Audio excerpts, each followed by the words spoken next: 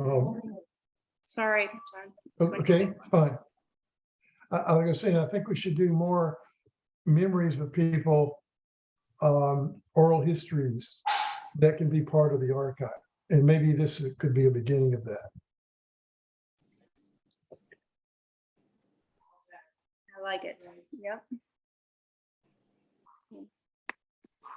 Hi, everybody. We're still waiting for a couple of people. Yeah. Okay. Yeah, let's wait for a couple more people. My notoriously late husband, he should be here any minutes. Yeah, so I see if anybody wants to say hi, or if you know John from another time or another presentation, speak up. Yeah. You recognize anybody, John?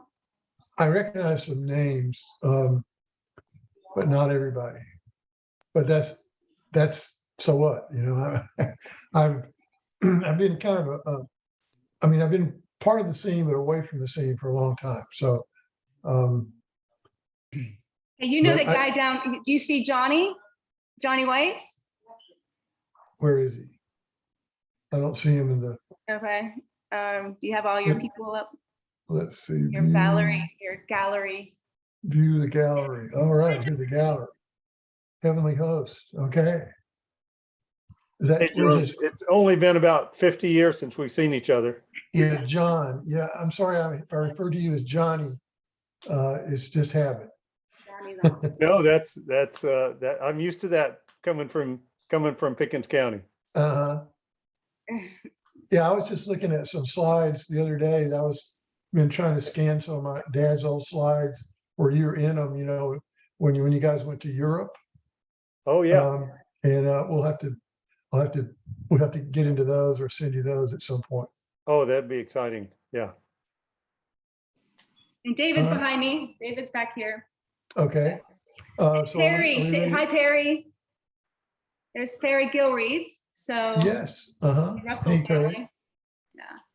Yeah. Your recollections are going to be important. We can't hear you. Yeah. Hey, Terry. Unmute. Okay.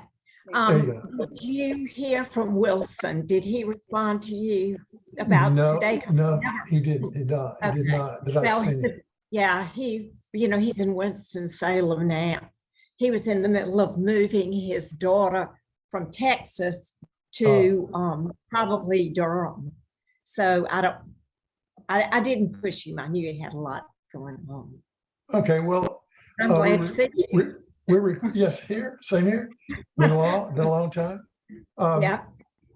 And this is being recorded, so he can view it later on. Yeah. If he wants to. Yeah.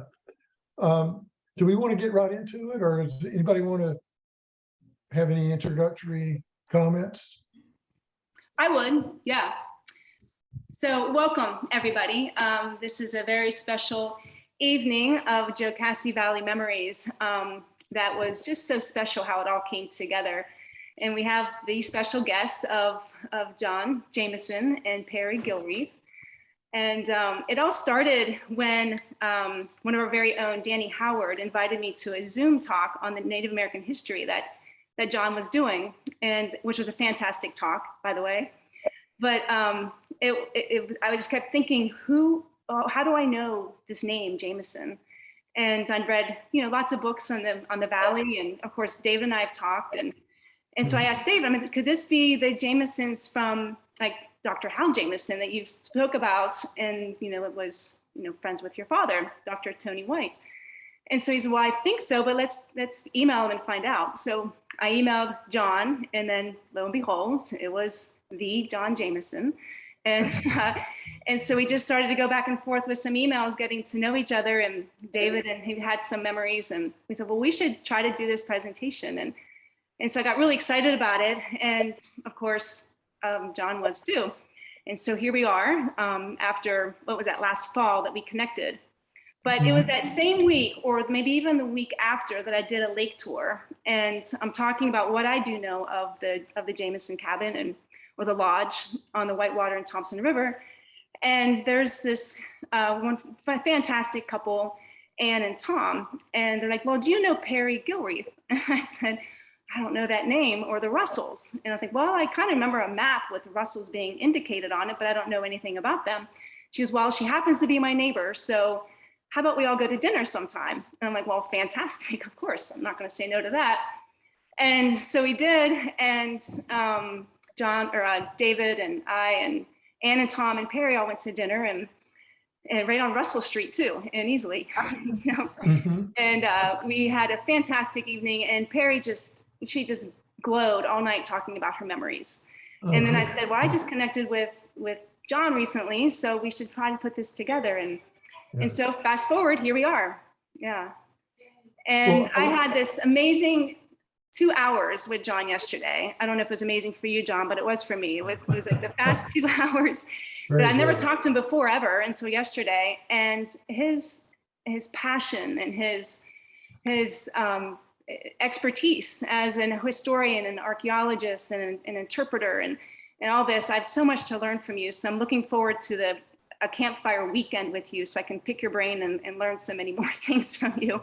I'm already inviting myself to your place, right? Well, I'll look forward to any of those opportunities. Awesome. All right. So, Yeah. I want to thank Carrie and David and others for creating this forum. I think we need to do, if possible, many more of these.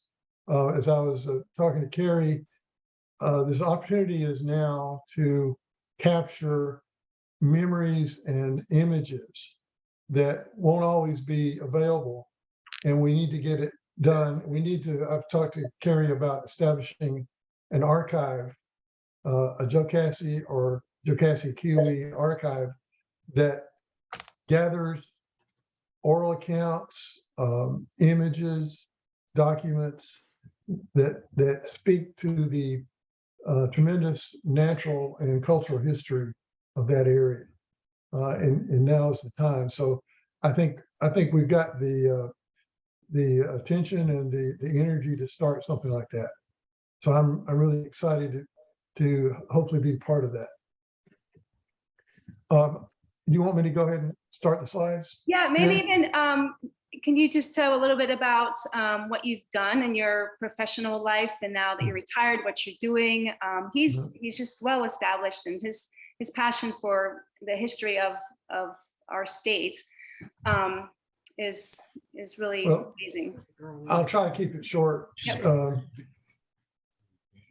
I started off, I graduated from Wofford and started off working for the Institute of Archaeology there in Columbia. I went to a lecture my senior year. I was a biology major, and I was real intrigued by what I heard. It was the director of the Institute talking about their upcoming projects, and I ended up signing up for those and starting in working on their field crews. And we went to 96. We had a couple of field seasons there, and that kind of piqued my interest in archaeology. And one thing led to another. I ended up getting jobs as diverse as California, and went to grad school in Wyoming. I worked in Wyoming for several years. I've worked in Virginia, Georgia, South Carolina. I've worked a few places overseas. So I have a passion for South Carolina history since retirement. Since late 2013, I've been a consultant for the 12,000 Year History Park near Columbia, which is a park that has a colonial fort and a Civil War battle on it. So we had a lot to talk about there.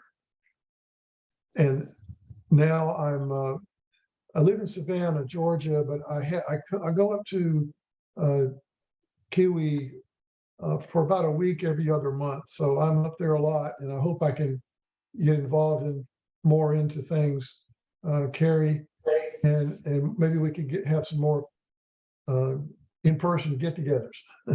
That would be great. That would be great. One last thing before you start, John. If you have a question and you just can't wait to ask it, or if it's, you know, maybe even a memory or something, then just unmute yourself and have at it. If you have questions that maybe, it can wait, you can put it up into chat, and then I can pause John a little later and then ask the questions for you. That sounds great. Yeah. And don't hesitate. Please ask questions, because I don't think you're interested if you don't ask questions. So please do. And comments. We all have a lot to contribute to this. I'm going to go ahead and start on my end here and share the screen. Let's see. Is that working, Carrie? It is. I got it. Mhm. How about now? Okay. Perfect. All right. I'm going to go. I'm afraid some of my archaeology and history background is going to creep into this. Besides recreation and beauty, which of course Jocassee is most notorious for. But and then I'm going to be at the end. We're going to have a little clip that I recorded my dad talking about Jocassee in July of 2000, and he kind of goes into his experiences and the people he knew and how he got kind of established and interested there. He brings up a lot of names, I think, that we'll have in common.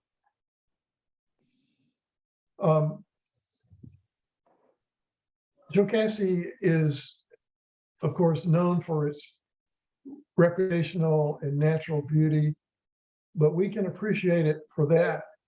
And this carried it all the way into the 21st century with the lake, but we can appreciate it also for its things that happened historically there.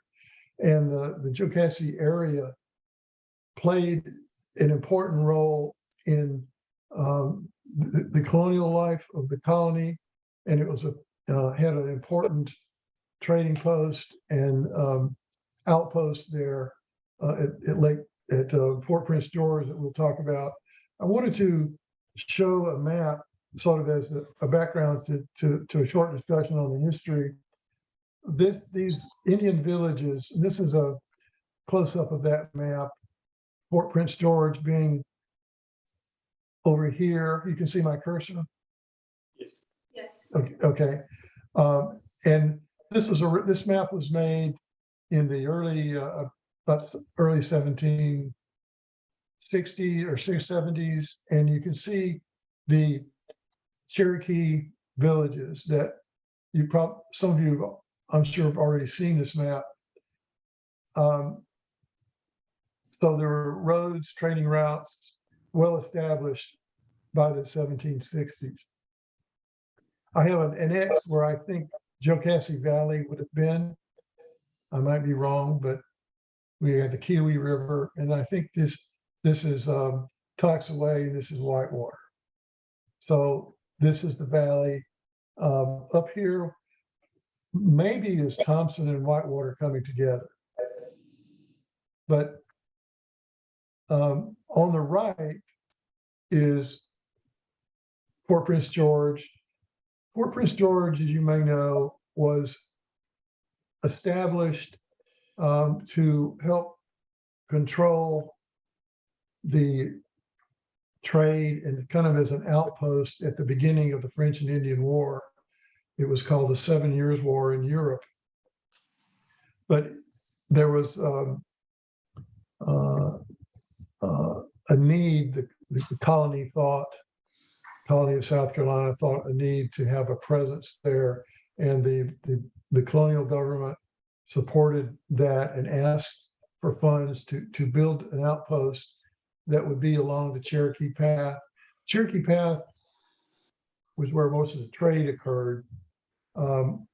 Went down through Fort Prince George, down to 96, to the Congaree, and then on to Charleston and Savannah. So one of the main purposes of it, and the reason I want to mention it is because I'll get to it later, a little bit later.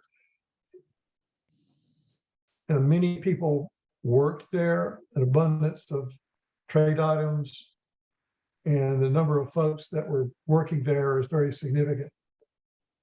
A wide assortment of players.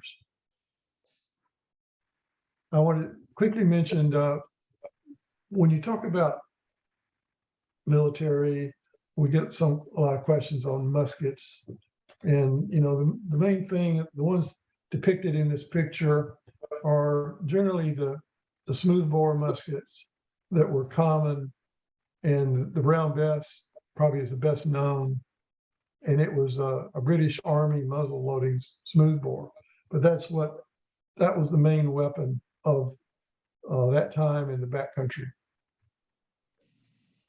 It was used by all the types of people that were moving through there. Had a short range, and you had to get close to your adversary, which is why in the military formations they had to be so close together to have an effect. This is imagery from my project down at the Congaree, where we commissioned some paintings based on the archaeology and history accounts. So thousands of deerskins and other trade items were transported down the Cherokee Path. A lot of it was on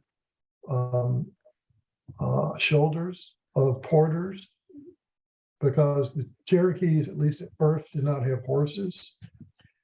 There were so many beaming activity along this trail. Europeans, Native Americans, African Americans, both enslaved and free, soldiers, traders, laborers, blacksmiths, porters, and others. So it was a great diversity and highway of interchange. It was similar to the ports that were also brimming of diversity of people, but these folks traded. They had to get along together. They had to work out a system.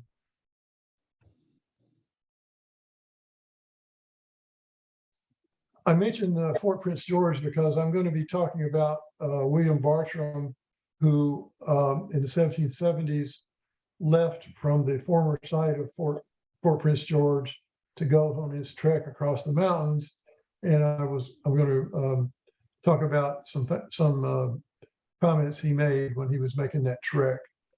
But Fort Prince George, and by the way, a talk on Fort Prince George and the frontier outposts would be a separate talk, which I would be interested in helping to give. Fort Prince George, unfortunately, was excavated partially just before the water came in 1966. And unfortunately, we did not have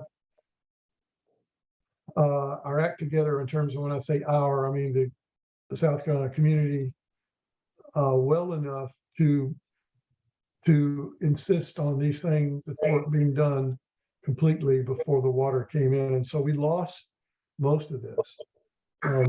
This fort was excavated, but the person that led that project was pulled off on other things. By the time he got back into looking at it, the water had come up above it. I talked to a crew member that said that they were at one of the sites one weekend and came back the next weekend, and the water was covered. It covered it. So it was a mad rush, and very unfortunate that we didn't get more work done there. We did get some work done. The report has never been completed. So that is a problem that archaeologists have, is that, they're good at starting projects and doing the work, doing the analysis. They're not so good at writing it up. And so this has never actually been written up. And I've complained to the Institute that somebody has to take it on, but it's so far, and I think it would be a good project for a grad student. But you can see these pretty detailed features that were found. 4 bastions. There was a well, lots of information about, I'd say, a little less than 10,000 artifacts found. Most of them is glass and metal, nails, things like that. But there were some cannonballs and cannon fragments. You can see the cannon mounts that were in poles. The post holes were in the ground. There's a burial here. There were about 4 remnants of 4 burials found.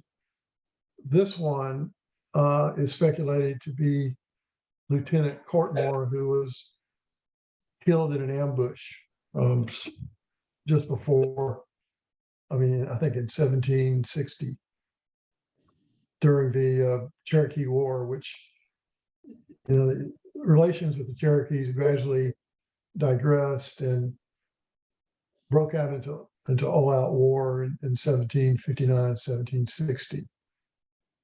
So there was a model of this fort in the park, and I don't know where it is now.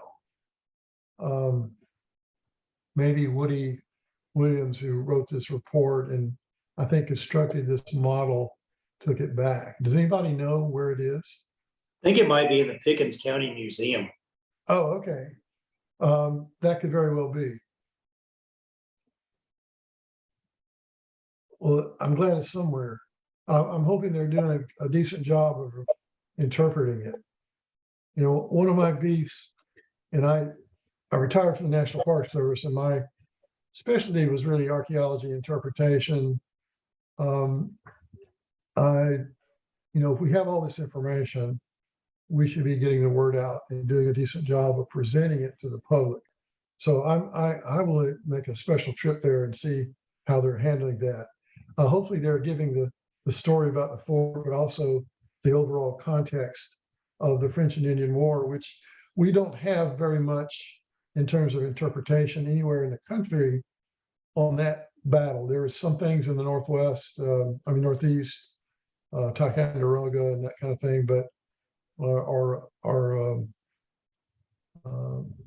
some of the activities that happened at Fort Necessity and all that, but not a whole lot really, and hardly anything in the Southeast. And this gives you a little bit of the overall context of what was happening in those days. You can see the British after the French and Indian War ended, how the land status changed remarkably. It's incredible how much territory the British took over after that war. And they took over, what's labeled Spanish gains. Well, when Napoleon came along, he took over, and fortunately, we were able to buy this is actually most of the Louisiana Purchase in 1803 or so. So a lot of what happened during this war, greatly affected the history of the United States and the history of South Carolina.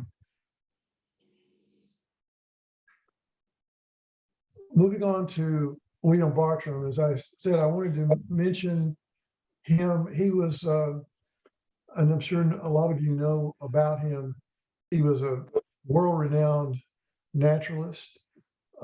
He inspired people like William Wordsworth and Samuel Taylor Coleridge in their poetry and his descriptions of nature. He was a very important person.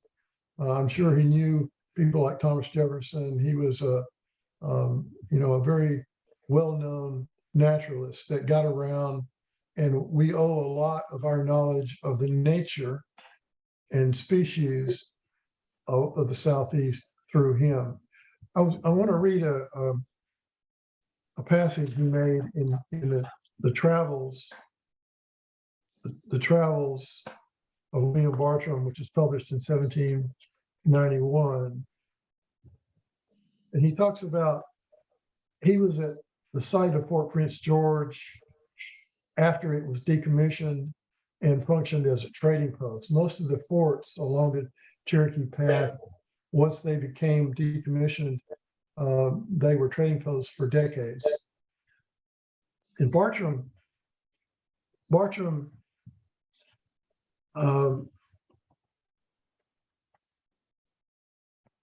described arriving at Fort Prince George. This is in 1775, and or the site of Fort Prince George. He says, I crossed the river at a good ford just below the old fort. So he started off on a trek over the mountains from the old site of the fort. So the river here bears 100 yards over, and after agreeable progress for about 2 miles more, delightful strawberry plains and gently swelling green hills began to ascend to more steep and rocky ridges. Having gained a very considerable elevation and looking around, I enjoyed very comprehensive and delightful view. Kiwi, which I had just had sight of, appears again, and the precipice rivers speeding through the lucid green plain, apparently just under my feet. After observing this delightful landscape, I continued on again 3 or 4 miles, keeping the trading post, which led me across on rocky land and crossing rivers and brooks, rapidly descending over rocky precipice, when I came into a charming vale embellished with a delightful glittering river, which meandered through it. I think he could have been coming across Jocassee, I'm speculating, when he made that description. So he was one of the first to describe the wonders of nature of Jocassee and the incredible attraction it had for people, not only for its natural beauty, but for the sustenance that it gave the Indians and the early settlers, early people, appreciating it from those times and prehistoric times all the way up to the 20th century when it was flooded. And I noted, I found a map, a 1911 map of Pickens County. Note that Jocassee is labeled up here in the corner. So at that time, it was considered a prominent place, enough to be have its own label. And I think was very much appreciated by that time. You know, in my grandfather and great-grandfather's generation, they were using it. And my dad talks about it a little bit in this video clip that we'll talk about. But of course, Pickens County had to share it with Oconee County. So it's right here in the corner. And the photo on the right, as many of you have seen, it's one of the few that I could find of an aerial photo of the valley before it was flooded in the late 60s. Another iconic historic structure is from the Jocassee and Kiwi areas is Chapman Bridge, which was built in the 20s, moved to the Kiwi Toxaway. Well, it was moved to another location and eventually to the Kiwi Toxaway Park, I believe. And then I think it was struck by lightning and burned, if I'm correct on that. But a very historic, iconic bridge that most people who spend any time that I know always said, yes, I remember Chapman Bridge and I wish it was still around and so forth.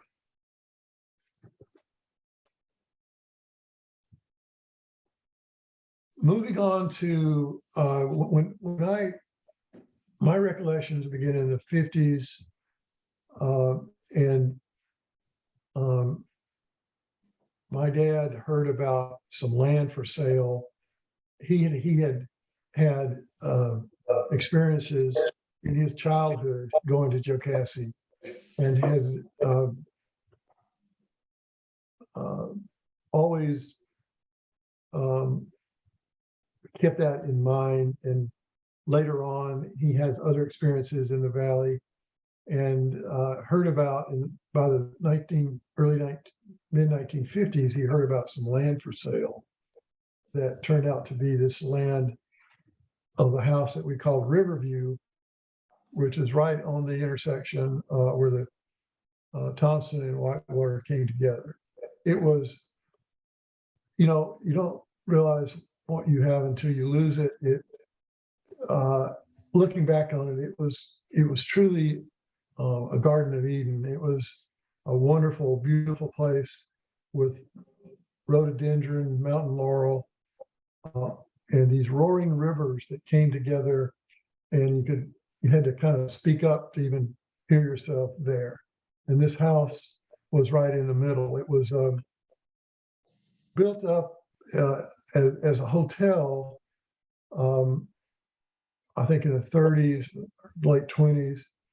And then by the time my dad got hold of it, it had been fixed up and was in pretty good shape. So we were lucky to get it in the state it was in.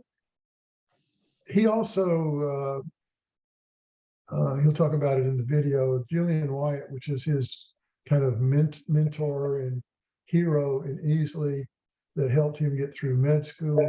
But he had started to go up there himself as a child, and then eventually acquired land there. And my dad eventually acquired his land. And so that's what we call Sarate. When Carrie was asking me about where that was, and that's about where I think it is. This was the house that he talks about that was on the side of an old lumber yard. And this is the place where when we traded property in Jocassee for Kiwi, we kept 5 acres and built a house before the water came in right up here. And that house is still there, I think. But that's where Sarate was, that he mentions. So the Riverview Lodge is referred to, it's now 300 feet under. Carrie was asking me yesterday whether there's anything left of it. I'm sure there is remnants of all these houses down there, but they are 300 feet under. This middle upper photo is I found that was probably from about 1965, and it's a picture in the kitchen of that house. Where there's John or Johnny White there, my brother Bobby, me. I think that's David there, I think. And that's Ann there, and Dr. White in the background. So I was really thrilled to find that slide. I have, to make a long story short, my slides have gone through various stages of storage. Not all the time I've been in control of that. So I'm having to kind of piece together things that I've been able to recover and eventually scan. So this was one of them I recently was able to find. There was a infamous, those of us who had experiences up there, there's a swimming hole near that house or below that house. And a picture of several of us over there, my brother, Wilson, and Martin Ragsdale. What is Mark? Has anybody had any contact with Mark recently? Do you know? Because he was from the Markham family and was very often up there when we were.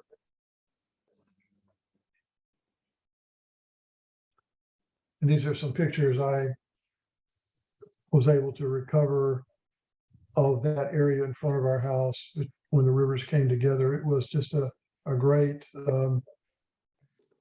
place. And another shot of the swimming hole. And John, let me pause you for a second. Sure. Let me go to the chat here real quick. We have a few things Yeah. popped up throughout. So let's see, Dan Whitten. Hey, Dan, I like your background, by the way. It looks pretty cool.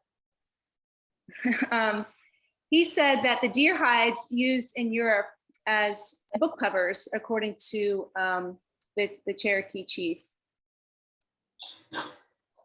And then he said the Chapman Bridge was actually burned by fishermen wanting to build a campfire on the bridge to warm up.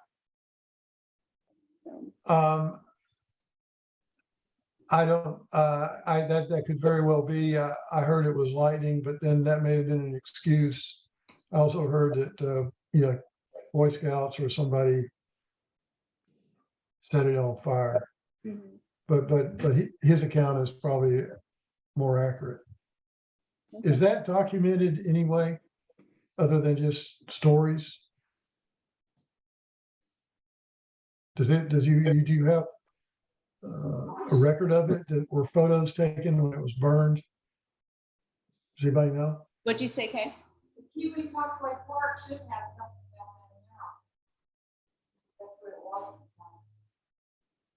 Yeah, when we had a meeting down at the new place over there off of Shallowford Road, I was told that by one of the park people Okay, that the Chapman Bridge had been moved over to that location, and then it burned. I think you're right. It was Boy Scouts that built the campfire on the bridge to warm up. so Boy Scouts strike again. I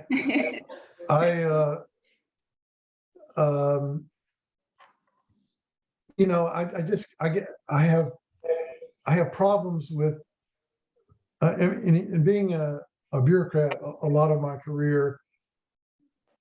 We just can't let those kind of things happen.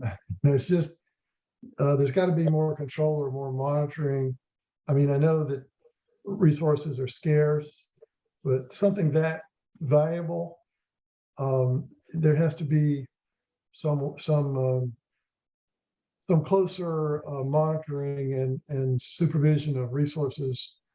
You wouldn't want to donate something and just have it kind of languish.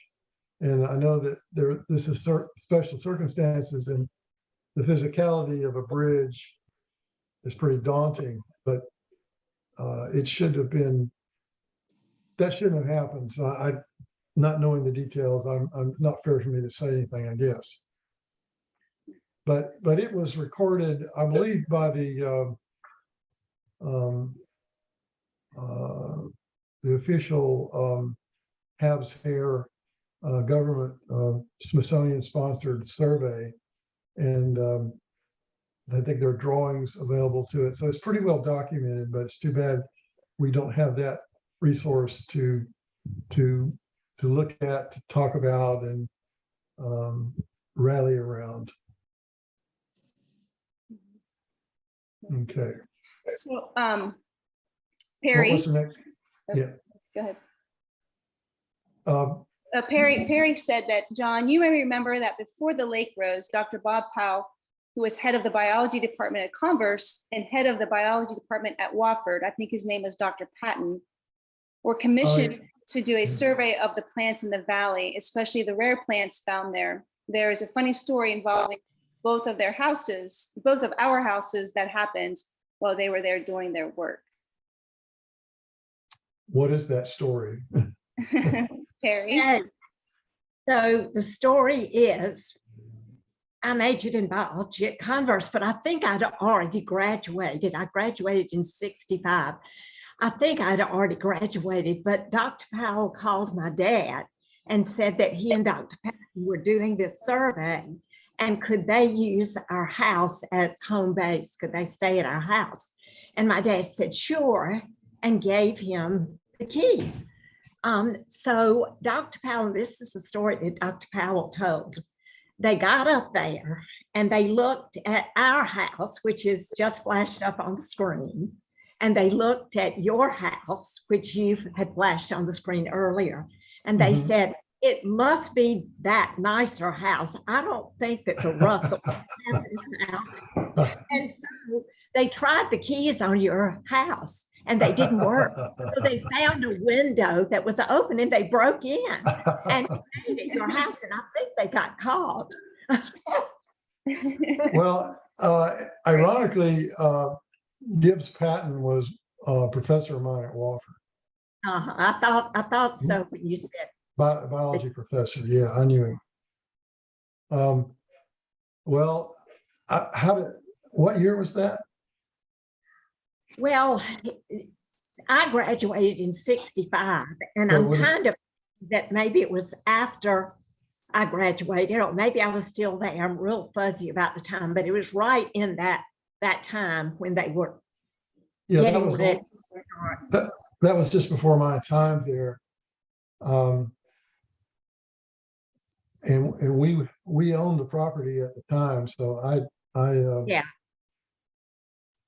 I don't know, I don't remember hearing about that, but my dad No. probably got involved. yeah, I'm sure he did. Keep those professors out of there, man. They're just nothing but troublemakers.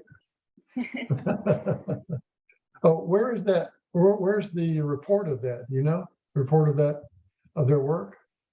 I have no idea, but I'm sure that they submitted it because they were looking for things like Oconee Bell and Shorty. Uh-huh. So there were some very unique plants found only in that little niche habitat up there. Who did they submit it to? The state? Listen, I was only 21 at that time, Okay. and that was not on my Yeah, radar. none of us knew anything when we were 21, so yeah. Right, exactly. But I uh, bet you could find something about it either in the archives at Wofford or at Converse. Yeah, and I'm David White, and I was close to Dr. Patton when I was at Wofford.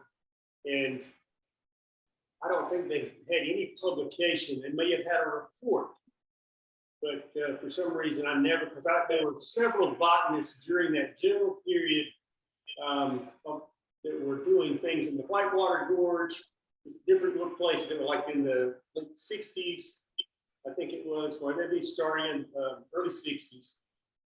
And there were several reports that were published, but not Dr. Patton's in the Converse botanist. well, one of our tasks is to track that down because it's got to be, if it's a report, like you say, it's probably copies at Converse and Wofford, but some official entity that commissioned it should have a copy. And I would think it was be the predecessor of DNR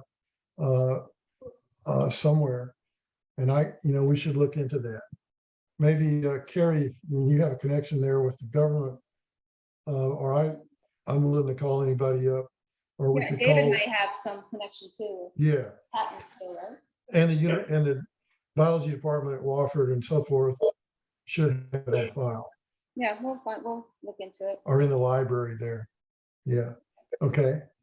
So we should have a copy of that, and it'd be nice to distribute it somehow. Maybe depending on how long it is, maybe we could scan it and so forth. Okay. All right. Well, So Dan Whitten he said, were not all the houses removed before flooding Jocassee except Atakula Lodge. The Atakula has 2 chimneys holding the wood down. I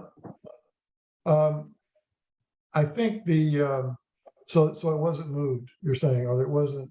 The Atakula was not. So he was wondering if the other houses, we were told that they were removed before the flooding. So when I asked, there were a lot that were burned. or burned. So when I asked you about, do you know if there's any remnants of your, the Riverview Lodge being down there? What I remember is that once we traded the property, it started to be looted. And there were people stripping out copper and all kinds of things from the house. We went up there just before the water covered it, and it was in really sad shape. It's sad to see it being kind of raped by everybody. But most of the physical fabric, I think, stayed there. And I think all these houses will have remnants of them, unless they were physically moved should be there. I don't know, even the ones that were burned will have evidence, there. So it could be found and recorded, or, I mean, I know from my experience that the physical remains would be there in some form or fashion. And I don't think there was a great effort to move things in those days.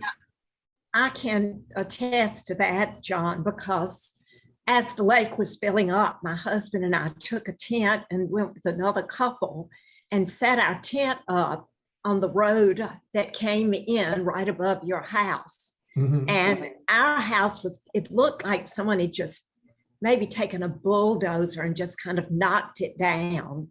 And I know your house was still there, but I don't have any vivid memory of what shape it Mhm. was in.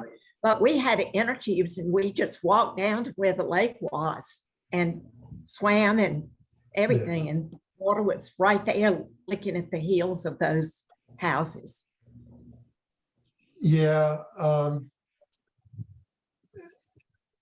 We didn't own the property anymore, so there's not a whole lot we could do except just watch it happen, I guess. But that if anybody saw the movie Deliverance or remembers it, part of that movie was filmed when the water was coming up on Lake Jocassee, and the views in that movie of the hand sticking up and all that were filmed there. And there's a little clip in that movie about moving burials from a church. Actually, it was a real live recording of them actually moving, because they're supposed to move graves from churches that were going to be destroyed or covered up, and they were moving those coffins to someplace else. But I know for a fact that when things like that happen, most cemeteries are not moved or are only partially moved. We had, when I worked for the Corps of Engineers in the late 80s, there was a big drought in some of the cemeteries at Lake Thurman were starting to be exposed, and actually coffins were floating in the water. So it's horrendous, and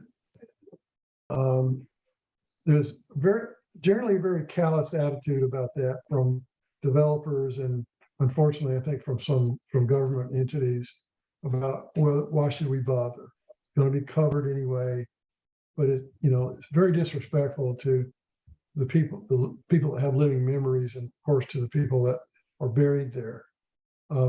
But the same kind of thing, I think, was applied to these houses. I don't remember my dad talking about it. I think they probably told him, you should, take anything you want. But, we weren't going to go in and strip out the copper or anything like that. And that's what some people were doing. Well, Yeah, Johnny has a great memory. He said, seeing the house, rapids, and the wonderful kitchens brings back a flood of memories. And he says, thank you. Well, Johnny was a good friend of my brother's, and he was the White family, just so important to the Jamesons, because Dr. White was a partner with my dad in the late 40s and 50s and 60s. Our families were pretty close. So I'm hope maybe eventually I uncover more. And Johnny, if you find any more or any of the White family, I understand that Anne may have pictures, but let's get them together and get them scanned, or maybe we could have a recollection of those at some point. But everyone else that has photos, we should be starting to add it to our archives, and maybe eventually have another Zoom to talk about pictures and memories that people have in other parts of the valley. Yeah, that'd be great. I have a We couple don't- more questions here, John. Cheryl White, she says, or she asks, what was the gentleman's name who owned the Sarate property first?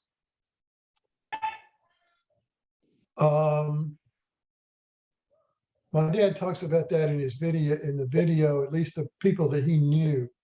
The person who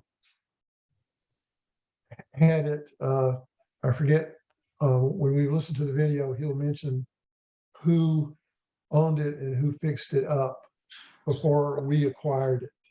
But it probably goes back to almost the 19th century in terms of that property. That house was there when my dad was 9, in the 20s, and it probably was built in the very early 20th century.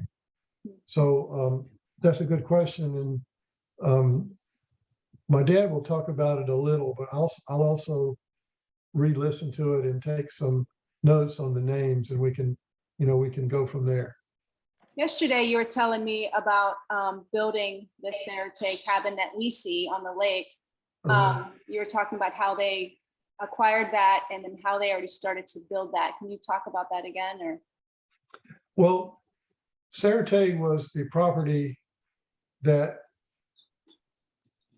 my dad's good friend and mentor and helped him through med school, Mr. Julian Wyatt had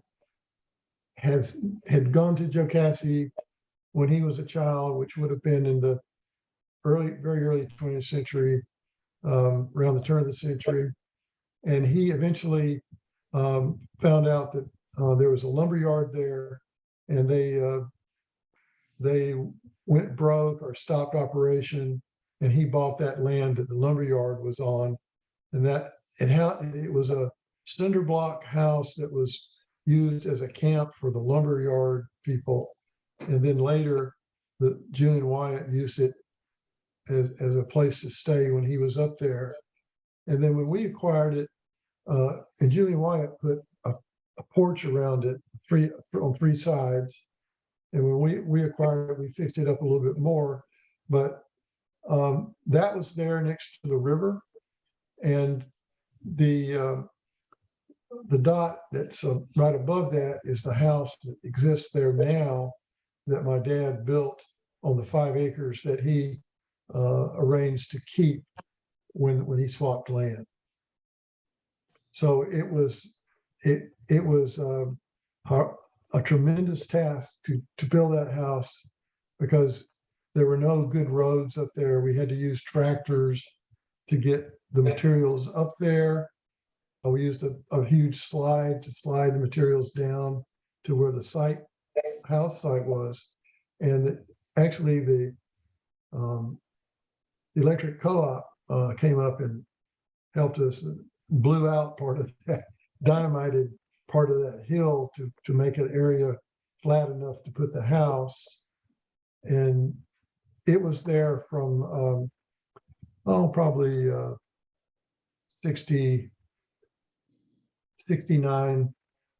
until today. And my dad sold it about 15 years ago. And we did a lot of work there. My dad was a real good person to think of projects and assign his sons and sons' friends to do. And we worked on that place. We fixed it up. We put screens on it. We built a bridge over to the spring. We mowed the grass. We always had projects going on there. And my brother Bobby got involved in some of that.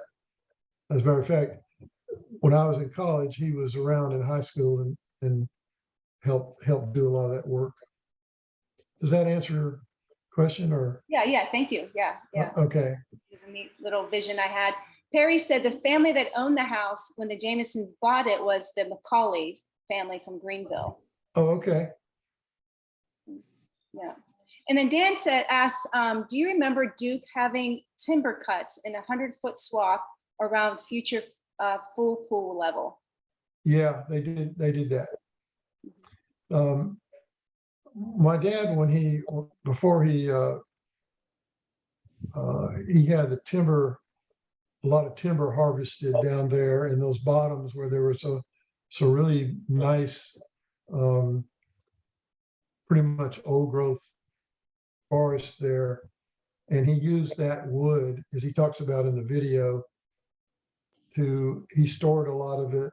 And a lot of what's in the Kiwi house now use that wood. So we have about 4 different varieties of wood, including wormy chestnut, which was rare. But that was harvested. I don't know that much about that, but I know that they did a lot of that. They had cut or cleared an area from the taking area of the lake down about 30 feet or so. And then below that, my recollection is that it was not cut. So a lot of the bush and the trees below about, maybe it was 60 feet, are still there.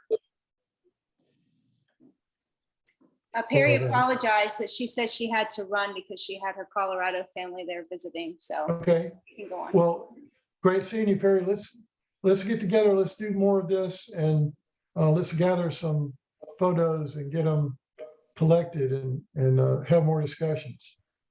Great seeing you. Thanks for lending us your prints here that we're going to look at. So this is the Russell house next door to ours, and I'd never seen these photos from the 40s, 60s and 40s. The one here is of the suspension bridge, which we call the swinging bridge, just above the swimming hole. And I think that's the Markham house in the background. Because I don't have any images of the Markhams, but we would go across that bridge, and it was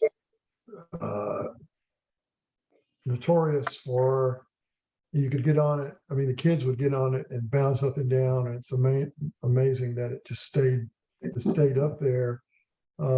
Pretty dangerous. You could bounce, and it'd start forming waves. We had a good time there, but also fairly dangerous. But we didn't care. Okay, and then this is a great picture of I guess from the 30s of the swimming hole. It looked just like that in my memory. And I don't know if is that Perry there in that right photograph? I'll have to ask her again. I don't remember. Yeah, Share that. it might be, Yeah. although it may be before her time. Yeah. But So cool. is that the 30-foot? Is that the 30-foot hole that your No. dad talks about in the video? No. No. I don't know where that exactly is. He described it as being down there near the Burgess's place, where it was kind of wide. This water was maybe 12 feet deep, something like that, in the deepest place. Is extremely cold water. It just, I've been in colder water. When I was in school in Wyoming, I was in colder water than this, but this was pretty bad. It would take you a while to get used to it, and really cold, just coming right out of the mountains. I like how they labeled it as a Jocassee. It's the swimming hole. Oh yeah. Whitewater River, Jocassee. I think that's a badly written O or E. Oh, But okay. I think it's just somebody's faster writing. With just one E then, not 2 E's. Yeah. Yeah. Shorty Russell is Wilson and Perry's father. He's on the left there. Bo Haygood from the Haygood family. and I knew their sons and grandsons in Easley. So actually, this is, I'm going to show a few more slides that I recovered taken between the 50s and in the 50s and 60s mostly. That the picture in the lower right is right in front of the Sarate house. So you would go to the Sarate house across the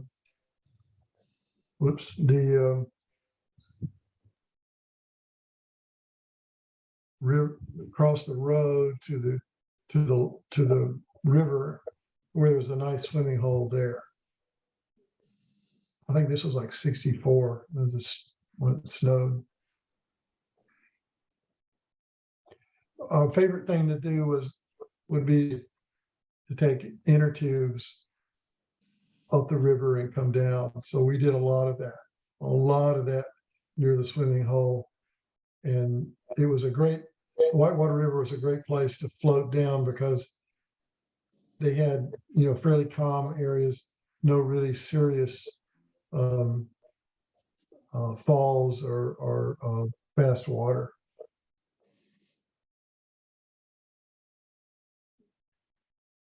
And I'm sure people have many more, and hopefully we can get them gathered up. So this is the end of my slides. So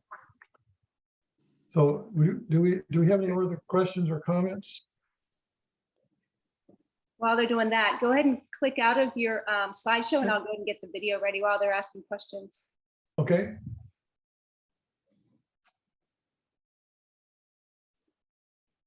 So I was a little confused about the discussion of Camp Sarate. So I'm familiar with the Camp Sarate that is presently one of the voting homes in Jocassee. But it sounds like there was something prior to that, and then there was also the lodge. Is that correct? I had trouble hearing that. You might need to come up here to the microphone. Okay.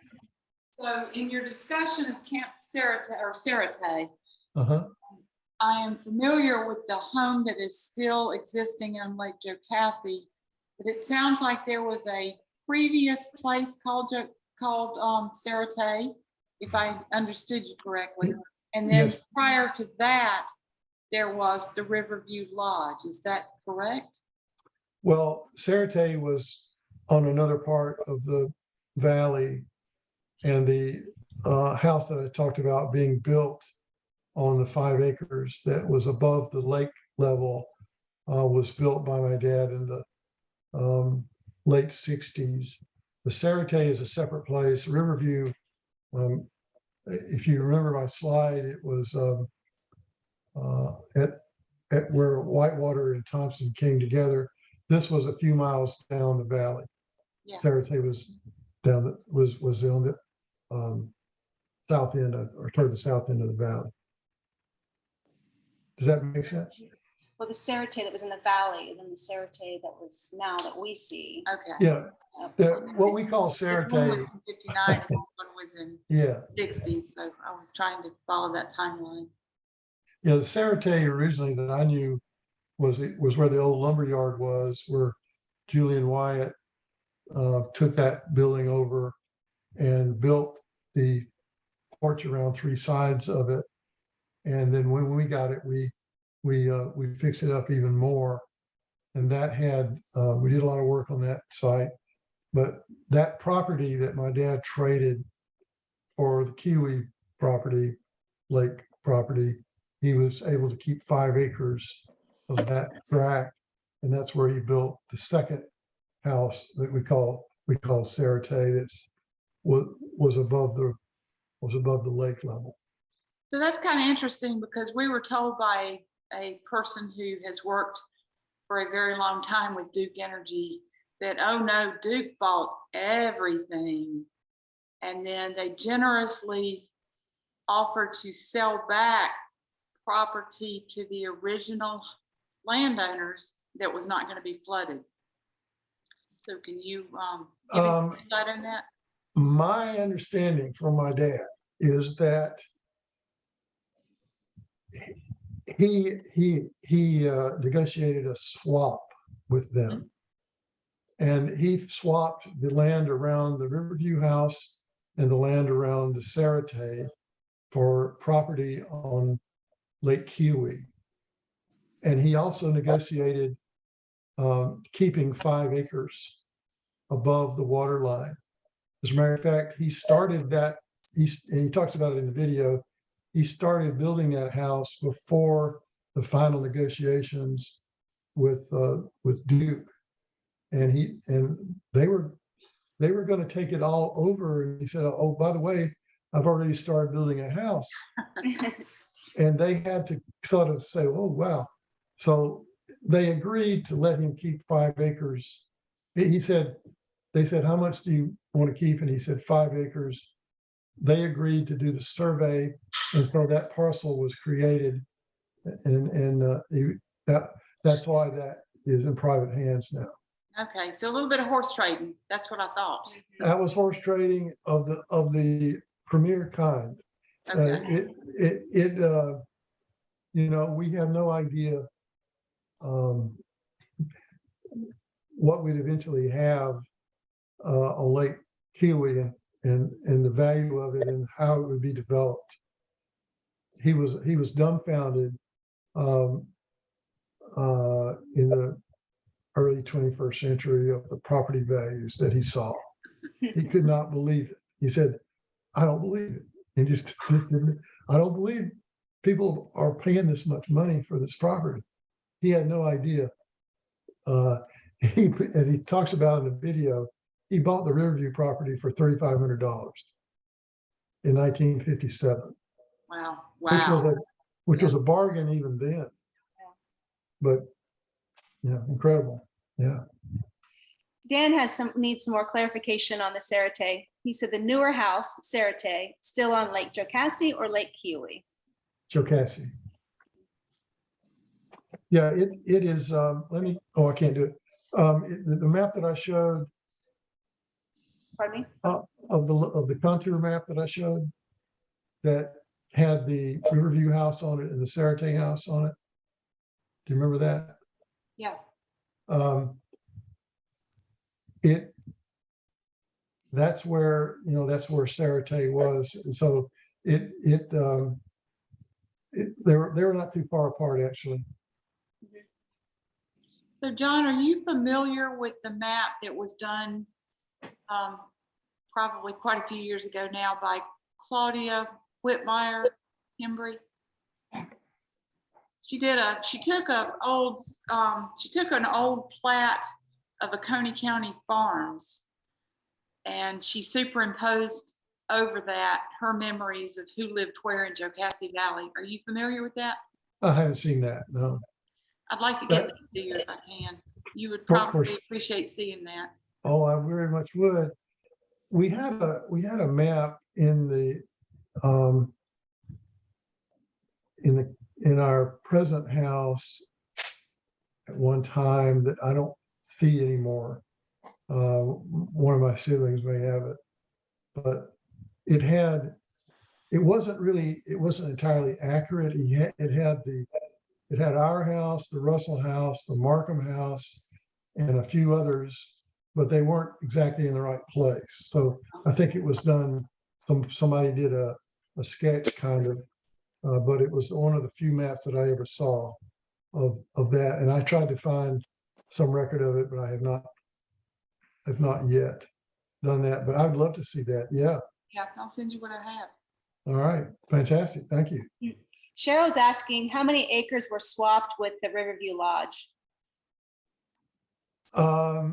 We swapped the property around Riverview and the property around Sarate for 136 acres on Lake Huey. Between the bridge and the park, that's where our property was. We sold part of it, but we still own the area around our present day house and a buffer between the property we sold and our current lake house on Lake Huey.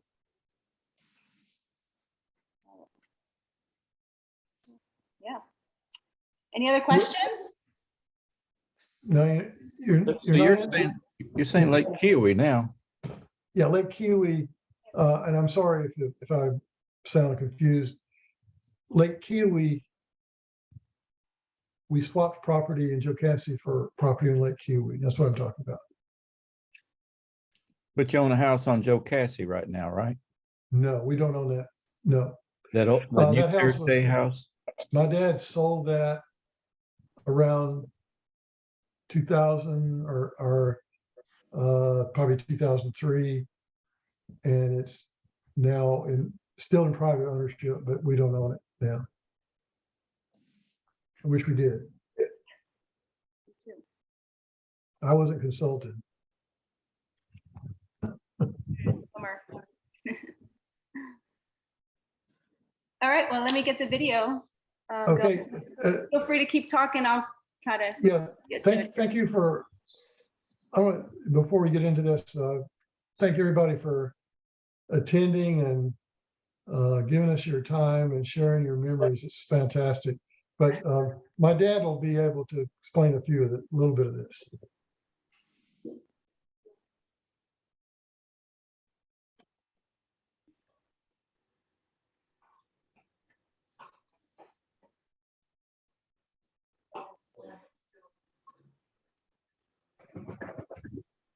I thought we might ask you to talk about your experience in Jocassee and later Kiwi. When you first went up there, and what experiences you had, and then what other things led to your interest in Jocassee, and how we got the property, and kind of how we ended up where we are now. Okay. Are you on that? It's rolling. I can't see the light. It's on. Well, my Jocassee connection, I guess, starts back when I was about, I don't know, around 10, 11 years old. My uncle Gerald Williams took me and Jerome Finley, Jerome's daddy, Mr. Finley, up to spend the night at Finley's place in Jocassee, which is located between the Whitewater and Thompson River. Later became known as the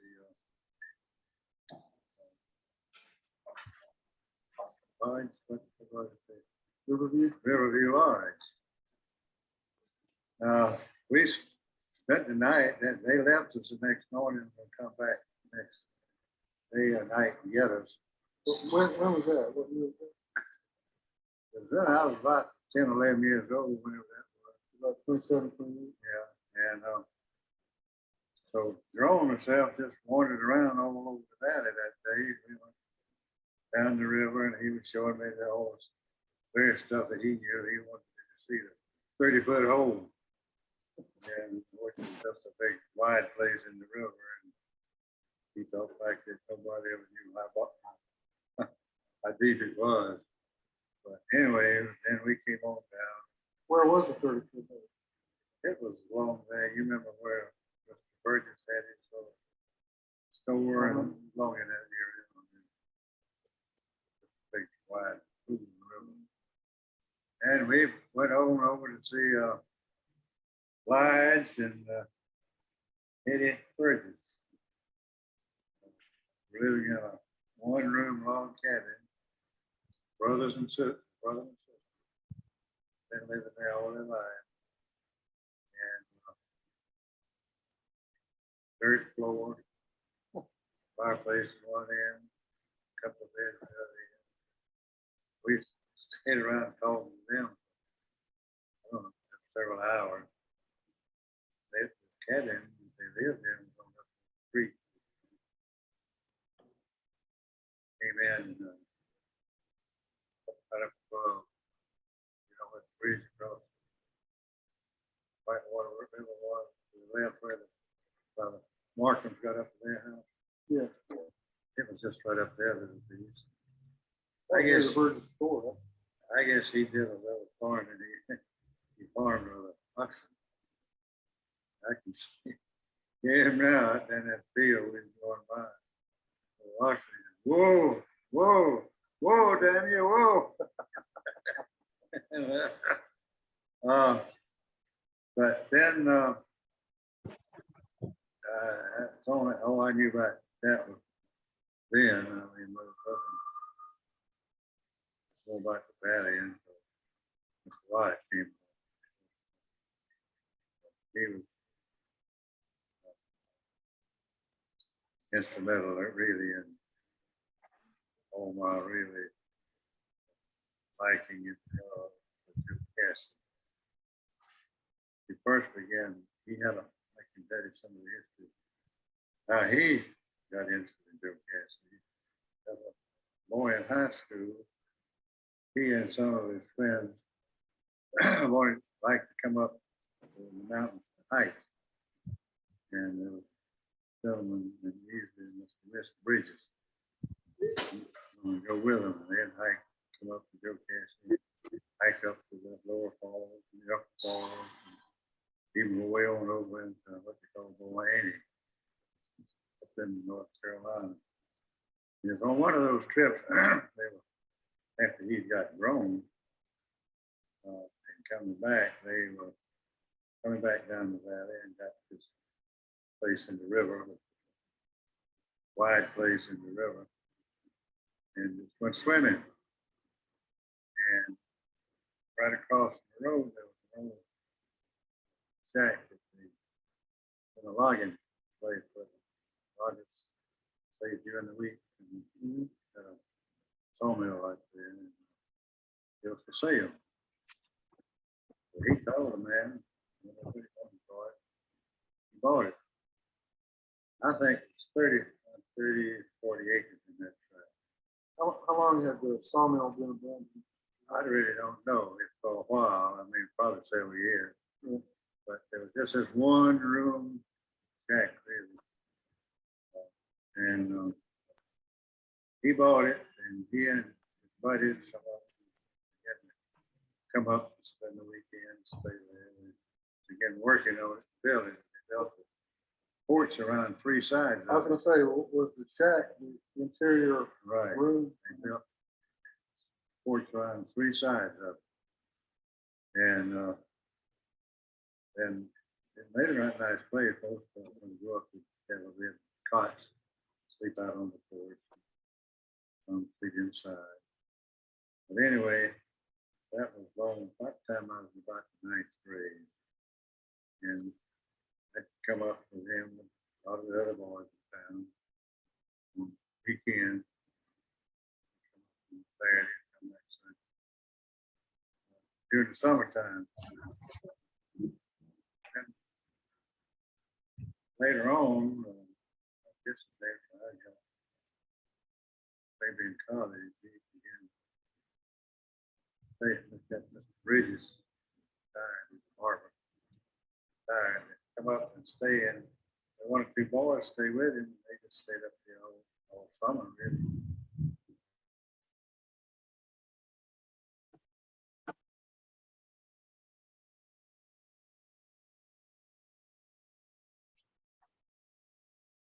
Perry, we're listening to the audio.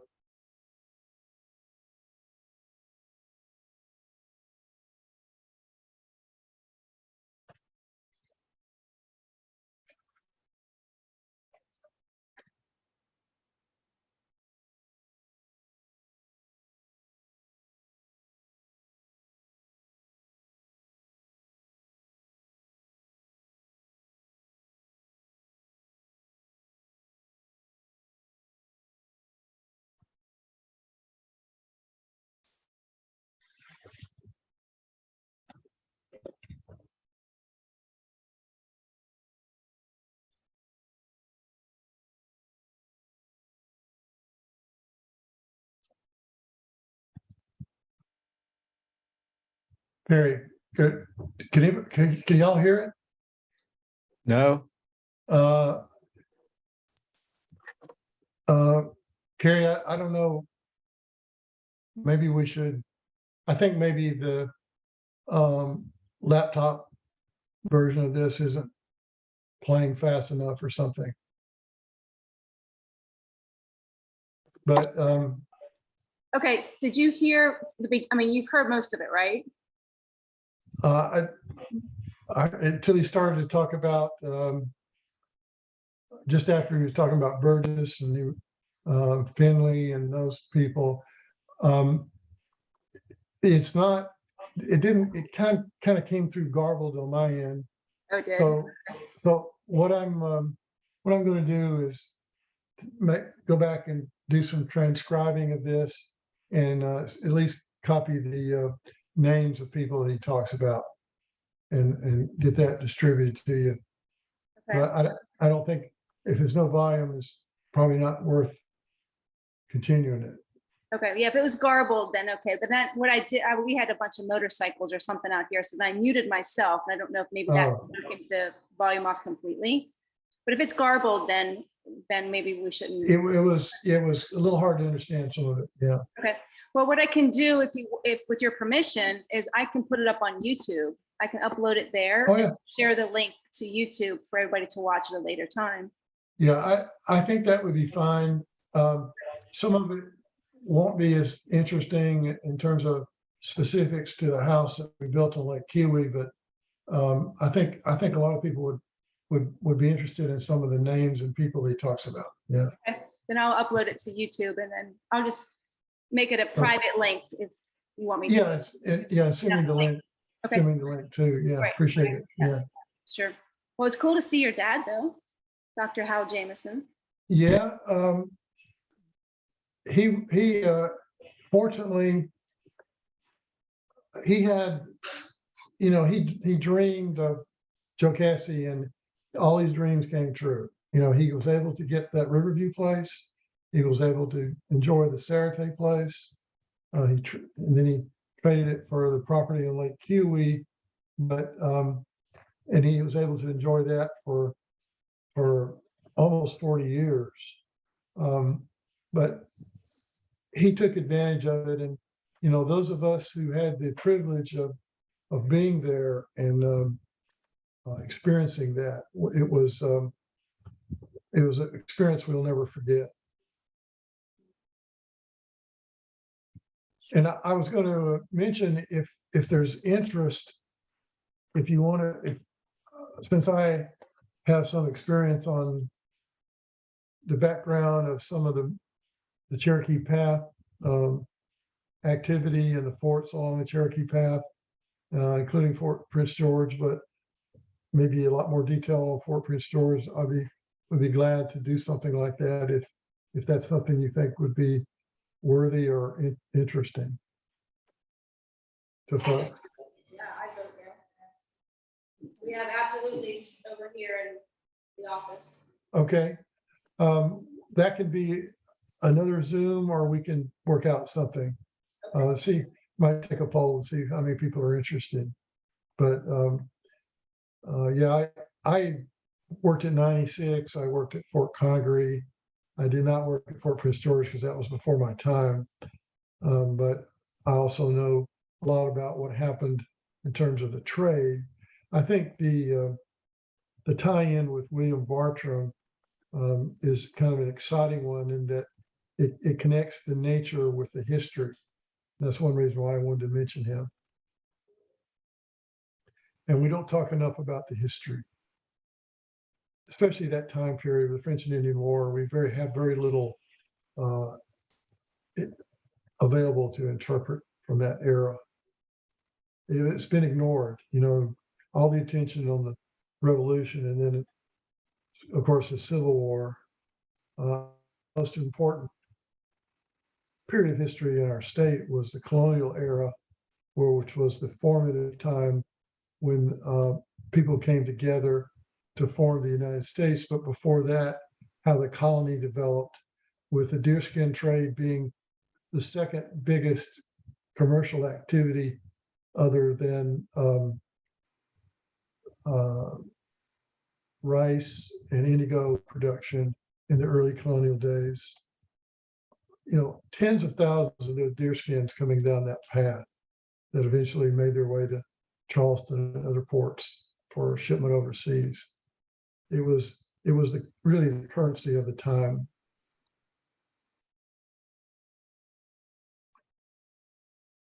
Does anybody else have any questions or comments, or is anything that you know that from my background that I can comment on or elaborate on either here or at some future session?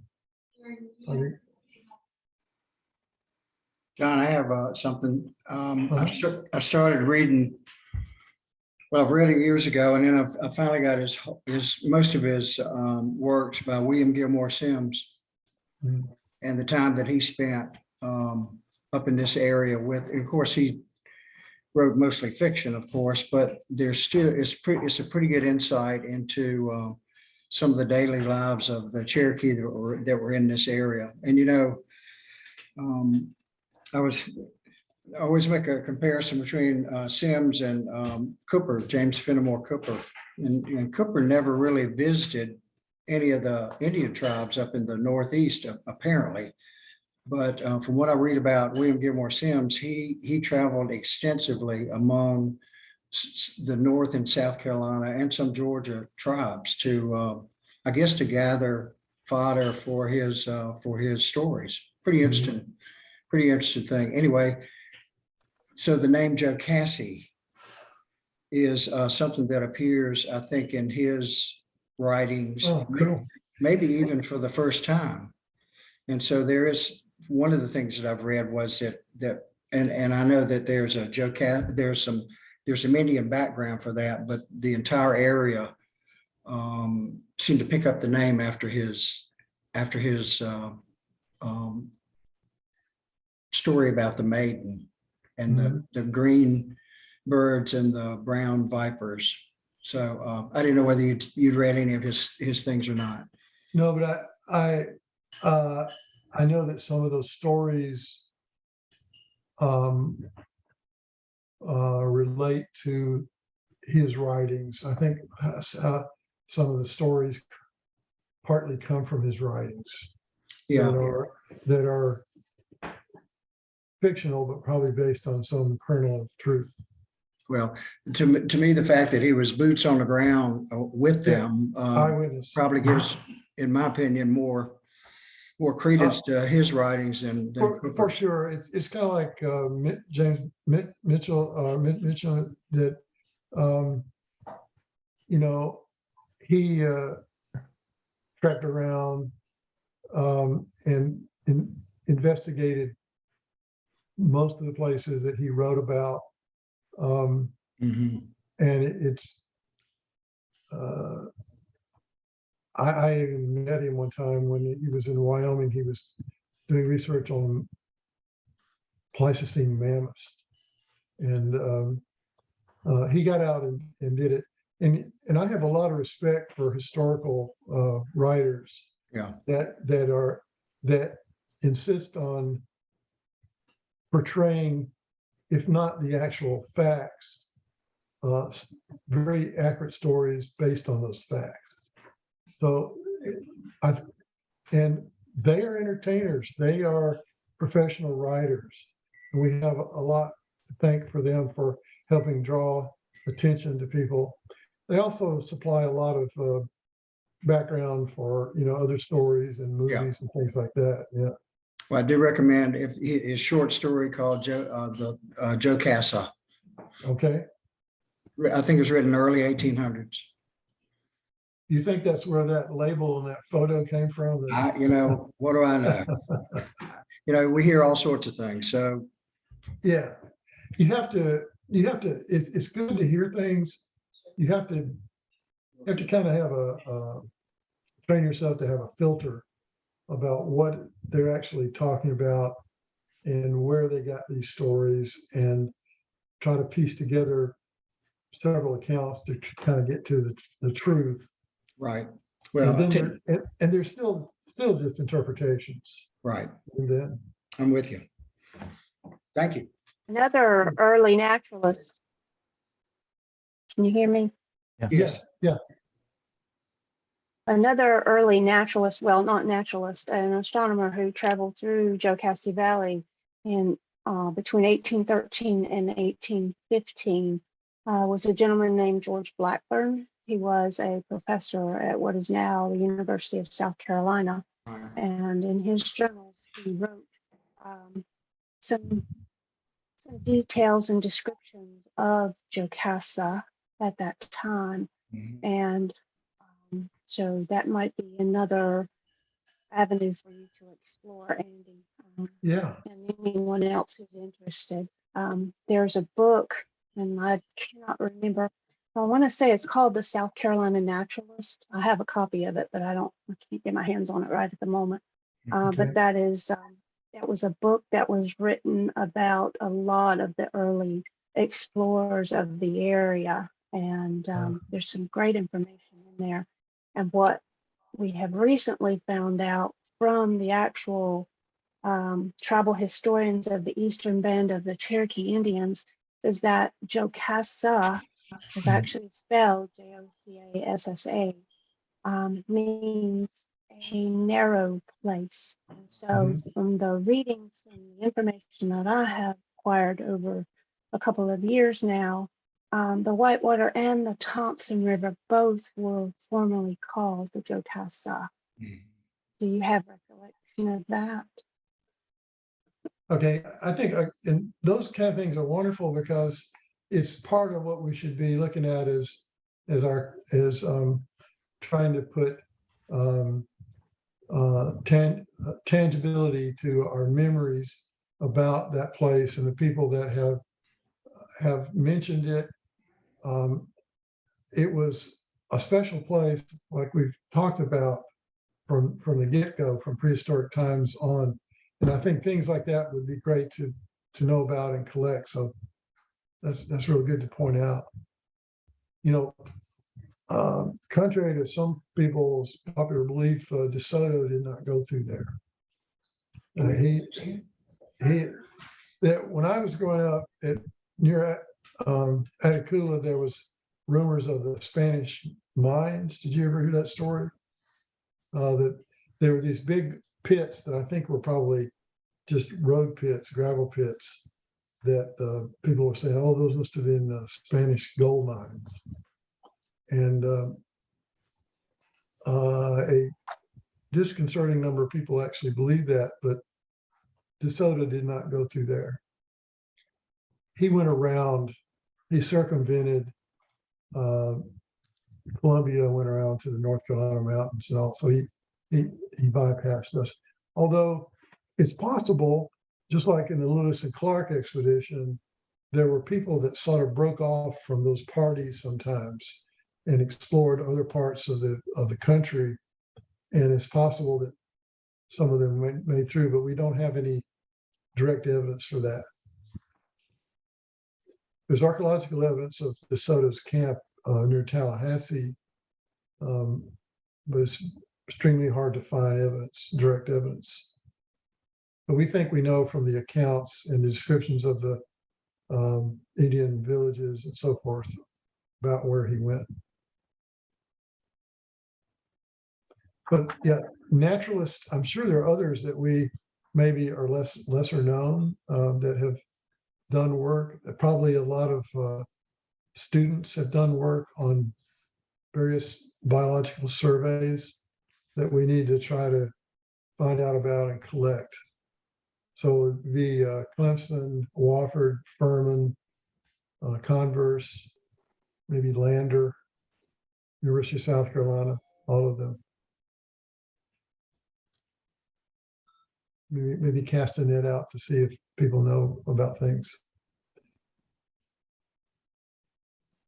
And if we can get maybe almost like a series started that other people can talk about their experiences and their knowledge about different aspects of Jocassee, so we get as much to the forefront of discussion as possible. That would be great.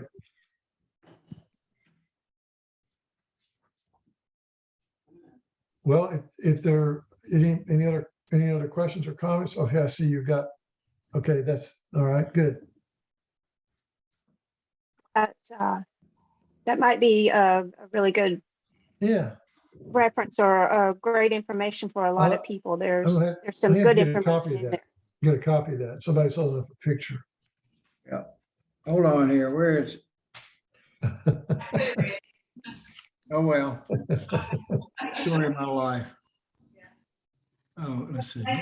Here we go. Yeah, I can see it. Okay. Okay. It's talks about his Indian travels.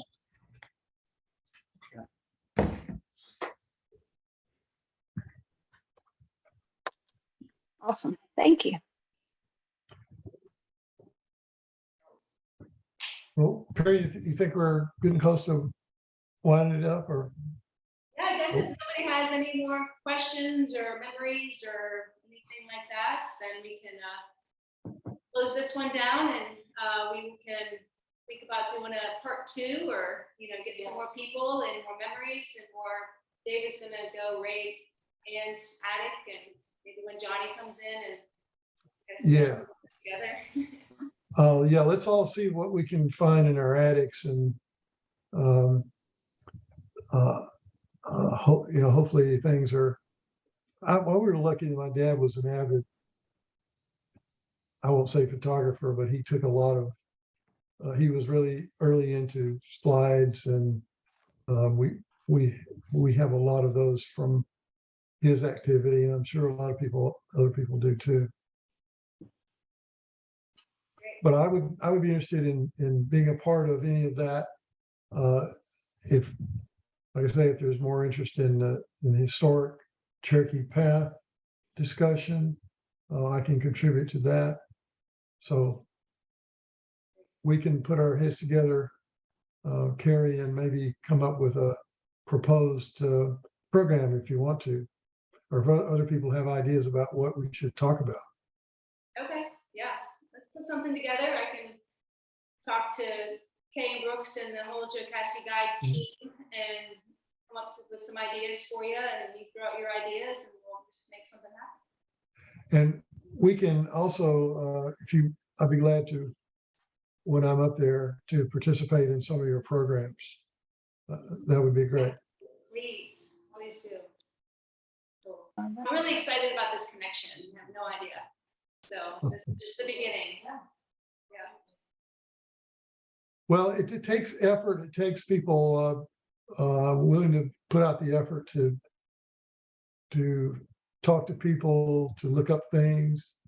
I have a slide scanner, and if you have a basic flatbed scanner, you can scan prints and that kind of thing. So we just need to get more of that documented. Great. Well, it's motivating. Thank you for motivating us to go start digging around and making connections. So, well, I'm thrilled to have this opportunity and to meet some of you virtually, and hopefully see you again at another occasion when we do this again. Cool. So thanks very much. We will close it out, I guess. And thank you so much for everybody's attendance, and I enjoyed the conversation. Thanks, everybody. Thank you for doing this again. Thank you. Thank you. I'll send out the link to this and to the YouTube of the video. Okay. Take care, guys. Good night, all. Good night. Bye. Bye-bye.